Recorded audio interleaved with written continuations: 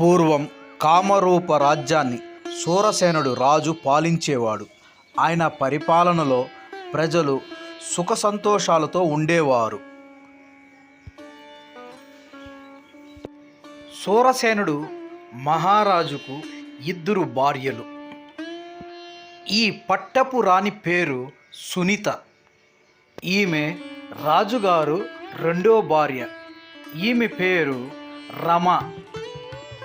ఈమంటే రాజుగారికి ఎక్కడి లేని ప్రేమ అభిమానం ఎక్కువ చూపిస్తారు ఈమె మీద.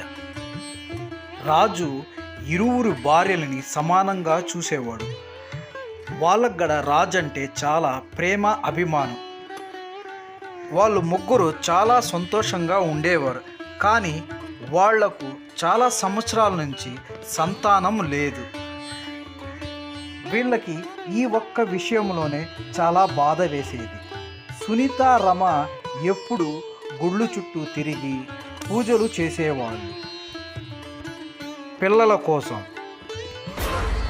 ఓ భీం ఆసర అసఖ్య రారా బేతాళా రా. ఈ ప్రపంచంలో ఉన్న మాయాజాల క్షుద్ర శక్తులు, భూత పేత పిచాచులు, ఆత్మలు, ముల్లోకాలు ఉన్న దేవతలను ఎదిరించే శక్తులు నా వశం కావాలి బేతాళా. ఆ శక్తులు నాకు ప్రసాదించు బేతాళా.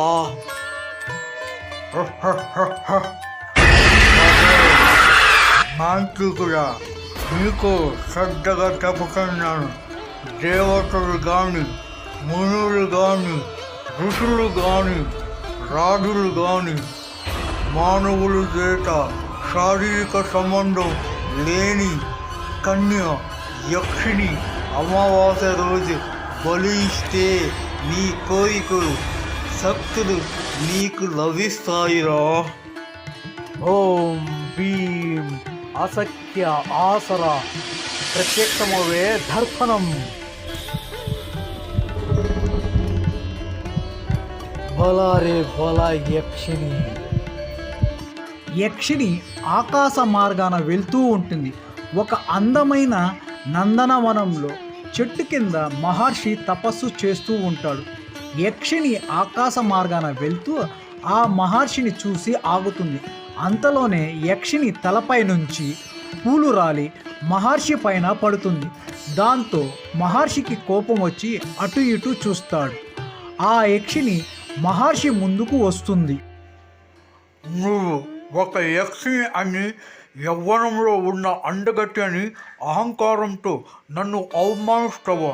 నువ్వు ఒక శిల పిశాచిగా మారిపో. మహర్షి ఆ విధంగా యక్షిణిని శపిస్తాడు. యక్షిణి అక్కడి నుంచి వెళ్ళిపోతుంది. మహారాజు బాగా అలిసిపోయి ఒక చెట్టు కింద విశ్రాంతి తీసుకుంటూ ఉంటాడు. అంతలోనే అక్కడ మహారాజుకు కొన్ని శబ్దాలు వినబడతాయి. మహారాజు లేచి అటు ఇటు చూస్తాడు.